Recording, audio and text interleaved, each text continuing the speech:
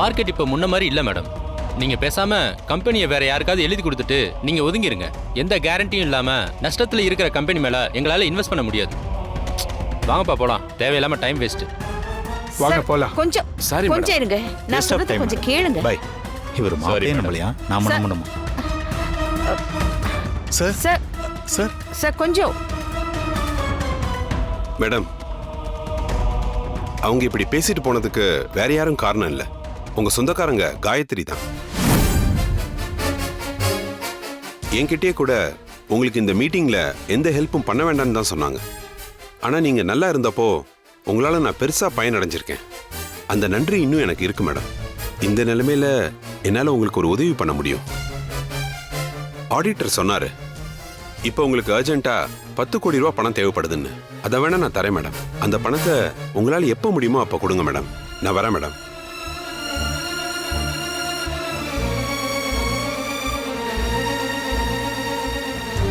பாத்தீங்களா மேடம், நான் தான் அன்னைக்கே சொன்னேனே, இதெல்லாம் அவங்க பண்ற வேலை தான் மேடம். அப்படி என்ன உங்க மேல இப்படி ஒரு வெறுப்பு? ஏன் எதுக்குன்னு காரணத்தை தேடி போக ஆரம்பிச்சா அது எங்கேயோ போய் நிக்கும். அதை விடுங்க. அதுக்குன்னு நாம அப்படியே விட்டுற முடியுமா மேடம்? அவங்க உங்க ரிலேஷன் தானே, நீங்களே நேர்ல பேசிடலாமே. இல்ல, காயத்ரி கிட்ட பேசி ஒன்னும் நடக்க போறதில்ல. முதல்ல சரி பண்ண வேண்டியது நம்ம வீட்டுல இருக்கிறவங்கள தான்.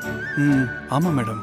இப்போதைக்கு இவர்கிட்ட இருந்து பணத்தை வாங்கி அட்வான்ஸ் கொடுத்தவருக்கு பணத்தை கொடுத்தா போதும். சரிங்க மேடம்.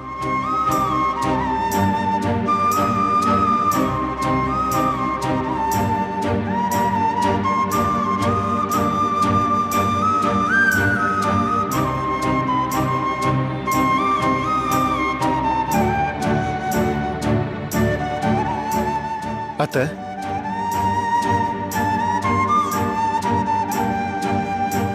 என்னத்த என் முகத்தை கூட பார்க்க பிடிக்கலையா? தயவு செஞ்சு நான் சொல்றத கொஞ்சம் கேளுங்க அத்தை. என்ன சொல்ல போற? நான் செஞ்சது தப்புன்னு சொல்ல போறியா? ஐயோ, நான் தப்பே செய்யல அத்தை. நான் குடிக்கவே இல்ல அத்தை. குடிக்காம தான் மீட்டிங் வர நேரத்துல மயங்கி கிடந்தியா? போதும் வேணும். ஏன் அத்தை என்ன நம்ப மாட்டீங்க? நான் நம்பணும் வேணும். கம்பெனியை நஷ்டத்திலேருந்து மீட்டு கொண்டு வந்துடலான்னு நீ சொன்னத நான் நம்பணும் வேணும். இன்வெஸ்டர் கிட்ட பேசி நீ எல்லாத்தையும் சரி பண்ணிடுவேன்னு நான் நம்பினேன். தேவி மசாலா திரும்பவும் பழைய நிலைமைக்கு வந்துரும்னு நான் நம்பினேன். ஆனா என் நம்பிக்கையெல்லாம் பொய்யாக்கிட்ட வேணும். இதுக்கு மேல என்னத்தை நம்ப சொல்ற? போதும்பா. இதுக்கப்புறம் நான் யாரையும் எதுக்காகவும் எதிர்பார்க்கறதா இல்ல. விட்டுருங்க, நானே என்னமோ செஞ்சுக்கிறேன். நான் சொல்றத கொஞ்சம் கேளுங்க அத்தை. காலையில மீட்டிங் கிளம்பிட்டு தான் இருந்தேன். அதுக்கப்புறம் எப்படி இதெல்லாம் நடந்துச்சுன்னு எனக்கே தெரியாது அத்தை. போதும் வேணும். நான் ஏற்கனவே மனசு நொந்து இருக்கேன். இதுக்கு மேலையும் நான் எதையும் கேட்கறதா இல்ல. விட்டுடு.